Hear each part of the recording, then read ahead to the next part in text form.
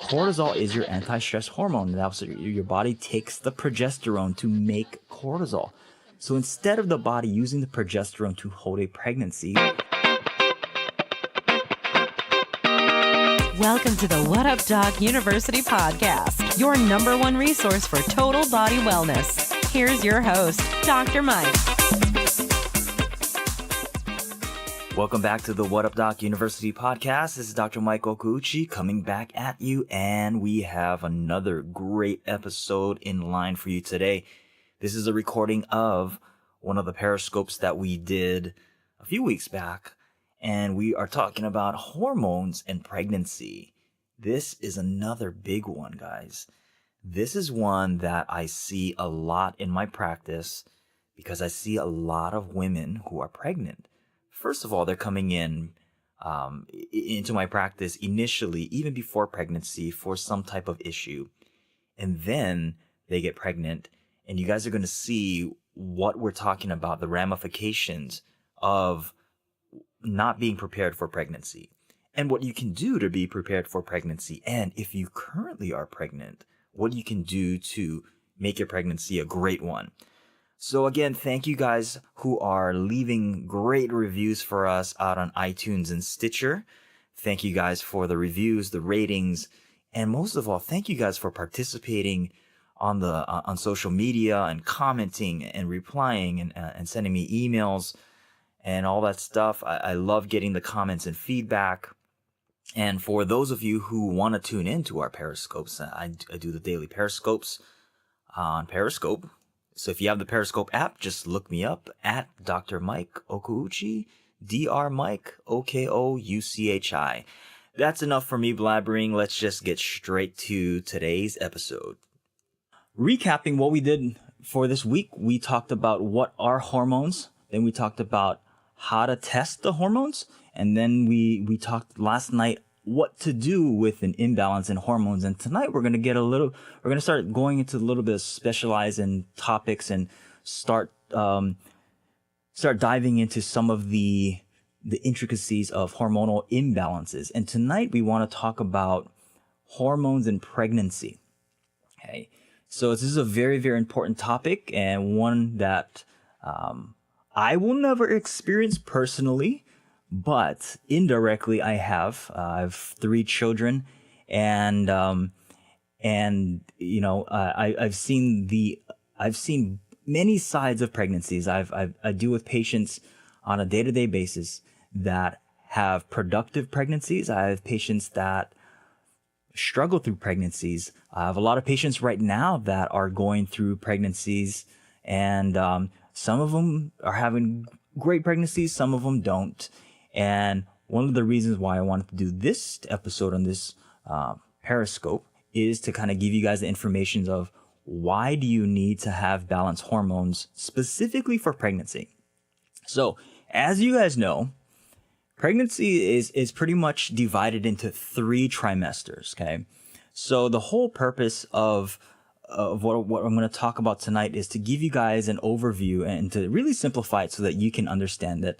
And even if you are male, this really will pertain to you as well, okay? The reason why is myself as a dad, having seen my wife go through 3 different pregnancies. Our second child, he was born 2.5 months premature. And that really got me wondering why. And then on our 3rd pregnancy, my wife was put on bed rest, and then she was, recommended to take these progesterone shots, which really got me really researching why do we need these things and why isn't the body doing what it's supposed to be doing.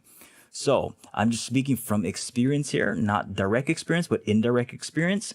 So here we go. So your first trimester, what's happening for a lot of women is if you go into a pregnancy super stressed out, and when we talk about stress, remember that there's many different factors of stress. There's chemical stress, there's physical stress, emotional stress, thermal stress. All these different stressors are looked or perceived by your brain through your hypothalamus, and then remember we talked about the hypothalamus, creating and secreting all these different hormones that activates the pituitary gland and so on. Anyways, what happens here is that stressors will then deplete the body of natural hormones to combat the stress. And what your body will do is it will take certain hormones and it'll make the ones that your body needs to combat stress. So look at it this way. This is what I explain to all my patients about stress. Stress is your body is basically either going to fight against something or get away from something. That's all it's going to do. Now, if your body gets away from it, then great. If your body doesn't get away from it, then not so great. All right. And if we go back into the hunter-gatherer society, we either ran away from becoming lunch or we prevailed against the stressor, which would be something that's attacking us. And it's only supposed to be short-lived. But in modern day age, we are facing massive amounts of stressors. Last week, we talked about a big one, which is toxins in our environment. And then, and also think in modern day society, we have other stressors, which we create right here in our brain. How many of you guys have ever experienced stress? Give me a big yes. How many of you guys experience stress on a day-to-day basis? Driving in traffic, trying to pay for taxes, trying to pay for whatever, raising children, a whole bunch of yeses, right? I've never met one person who said, I'm not stressed out. I even had a person tell me that even if their life, they weren't even doing anything, they were stressed out because they weren't doing everything. Or anything, I should say. So stress is ubiquitous in our society nowadays. So what happens is that your body prioritizes a couple of things, okay? So if your body is going through stress, it has to survive. So the first thing that it cuts off is reproduction. Because face it, if you are running away from a saber-toothed tiger, the last thing that you're going to do is stop on the side of the road and make a baby. That's the last thing you're going to do. Okay. Second thing that you're not going to do is you're not going to stop on the side of the road and eat an apple. Right? So you're going to cut off reproductive hormones and digestive hormones. And let's look at the common ailments in our society. They're related to hormonal imbalances in the reproductive system and in digestion or digestive disturbances. And it's all because of stress. So now, how does this relate in pregnancy? So if mom gets pregnant, first trimester, what happens? What do we see common in most pregnancies? Morning sickness, right? We see morning sickness. We see nausea, significant digestive disturbances, whether it's increased bowel movements or decreased bowel movements. We see hormonal fluctuations where you go from being super emotional to being totally apathetic. We see these huge emotional swings that goes on. Then we have cravings, right? So for you moms out there, how many of you guys have gone through pregnancies and have had crazy cravings? I've heard some of the craziest cravings in my office, you know, like peanut butter and, I'm trying to remember them. It was peanut butter and seaweed, I think was one of them. Don't ask me. I don't know. Peanut butter and seaweed was one of my patients' cravings. So this is what happens when you start off a pregnancy stressed out. Your body doesn't have enough of a particular hormone called progesterone. So remember that hormone, progesterone, is going to be very, very important.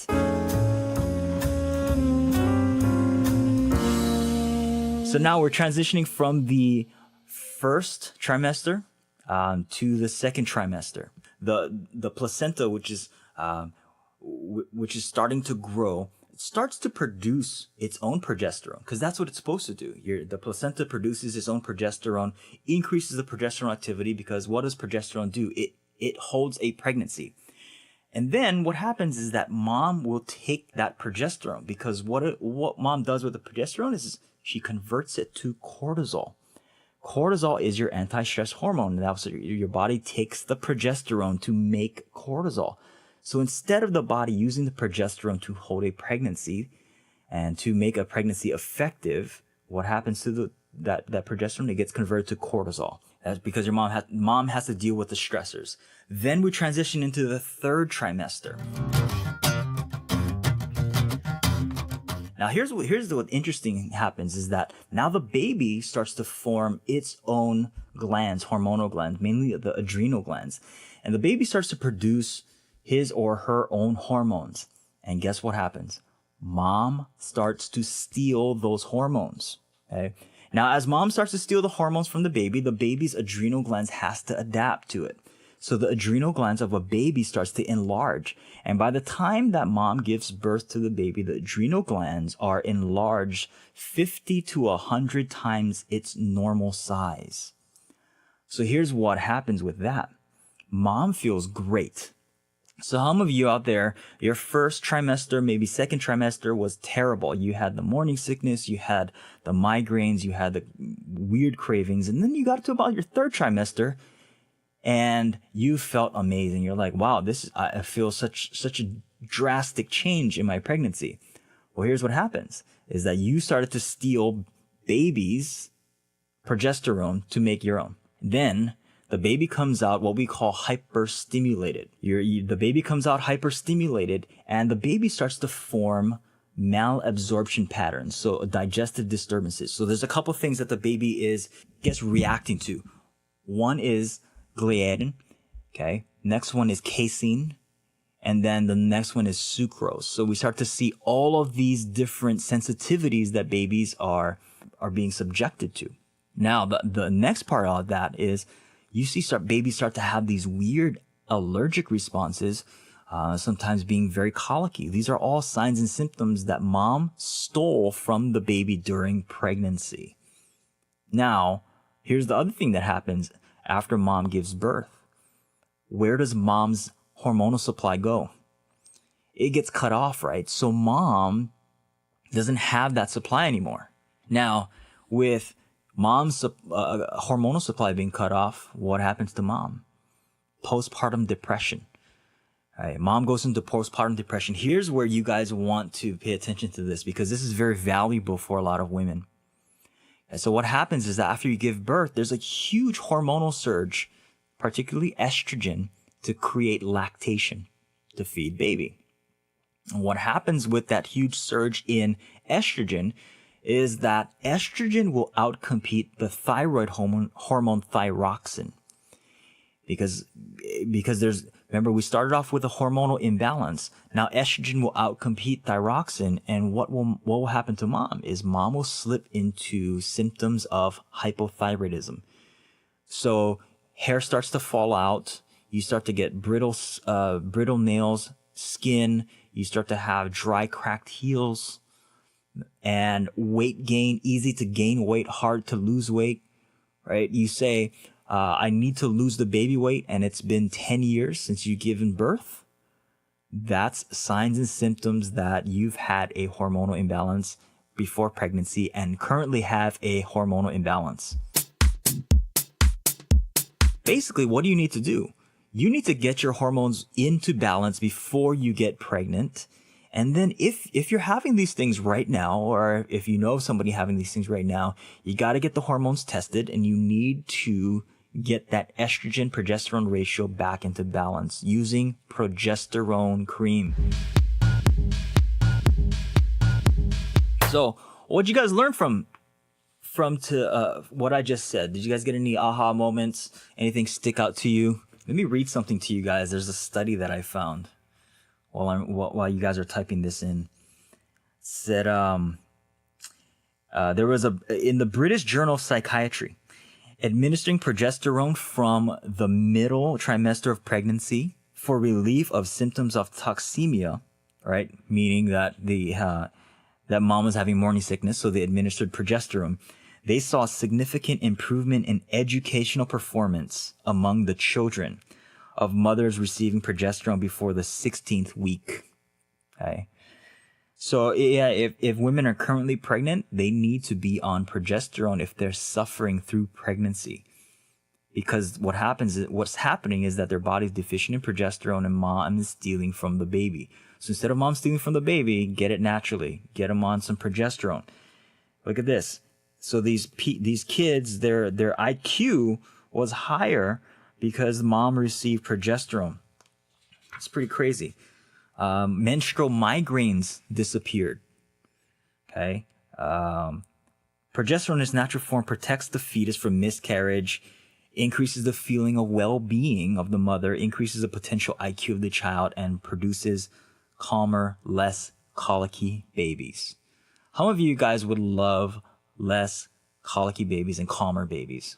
Now, this is the reason why I say this is because there's a lot of women who suffer with weight issues post-pregnancy. Now, there's some women who they give birth and next week they look like they never were pregnant ever. Maybe their hormones were imbalanced or their body just did it, or they have secondary reserves.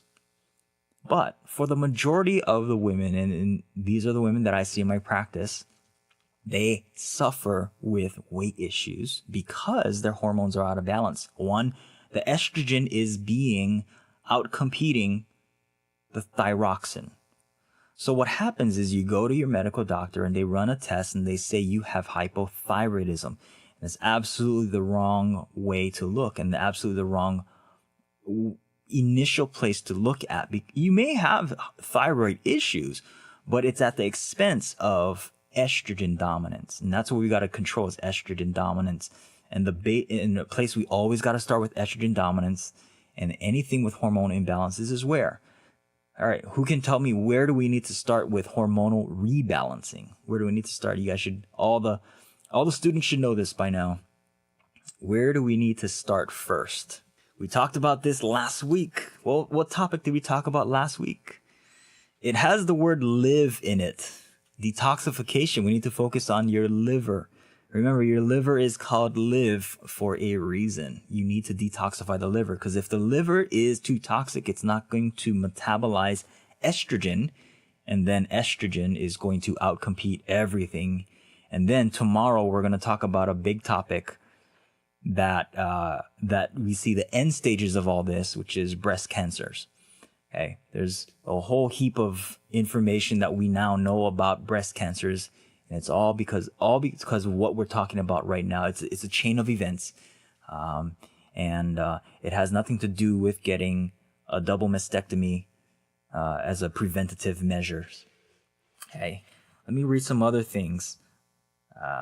Here's a good one. Morning sickness is a sign that the ovarian progesterone is insufficient and the placenta is not yet secreting enough progesterone. And extra progesterone will ease the symptoms. So here's what I recommend for all you women who want to get pregnant or are in the stages of your pregnancy. This applies mainly towards those who are going to get pregnant or plan to get pregnant. Make sure you go through a detoxification program before you get pregnant and balance out or check your hormones and then balance it out. If you're currently pregnant, you need to be eating well. You need to be eating a lot of dark green leafy vegetables. You need to be eating the things that will get your body healthy. You need the nutrients in your body.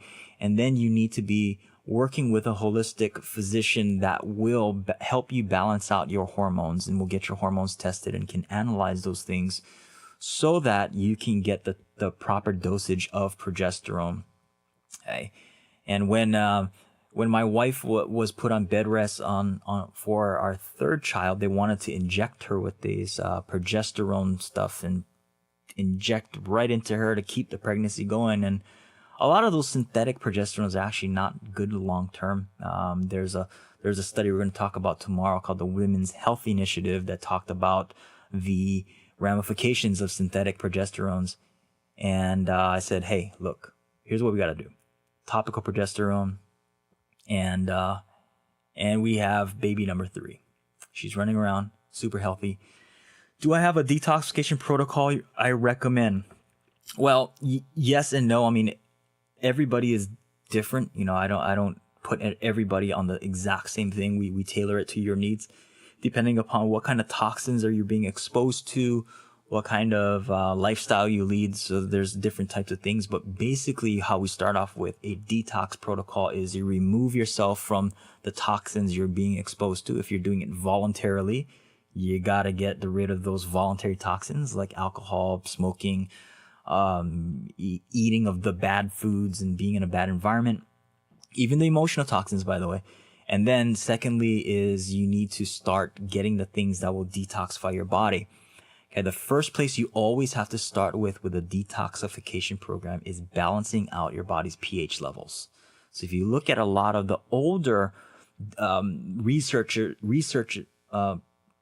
studies, can't even talk tonight, on how how to detoxify, they always start with dark green leafy vegetables. What that does is it starts to alkalize your body. Okay, so the first part is balancing out your pH levels. Second part is getting hydrated, drinking enough water. And then the third part is to optimize your liver to what's called biochemical transformation. Basically, it's making the toxins non-toxic. That's what you're going to be doing. And you need something that will help increase glutathione. I never recommend my patients taking glutathione directly. You need something that will boost production of glutathione in your body. And one of the best ways is undenatured whey protein. Okay. So we're optimizing our liver. And then the next aspect is optimizing your digestion. So make sure you're taking good enzymes. Okay. And taking good probiotics that will help support and stimulate your gut. Great question, by the way. Great questions. So hope you guys got some great information. Head on over. We're going to have this overall out on the blog at whatupdocuniversity.com. Head on over and check out some of the other blog posts. We have some pretty cool things coming up, including a lot more videos, and we're going to start doing some recipes.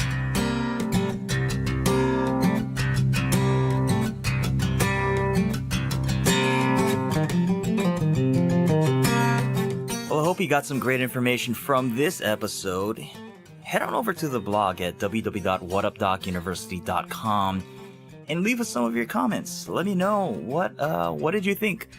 What are some of your questions? What are some aha moments? And like I said, if you have the Periscope app, download it, connect with me, and get on the Periscope. I do these daily Periscopes about health, and tell your friends and family. Now, what I want you guys to do is I want you guys to share this episode with someone who is thinking about being pregnant, or someone who is in the middle of pregnancy, and share this with them, because they may be some information in here that may resonate with them, that can help them in some way possible. Because going through a pregnancy and not being happy through it is not a good thing. So share it with them, and I appreciate if you guys go over to iTunes or Stitcher and leave us a 5-star review. That would be awesome. And until the next time that you tune into the What Up Doc University podcast, be well and aloha.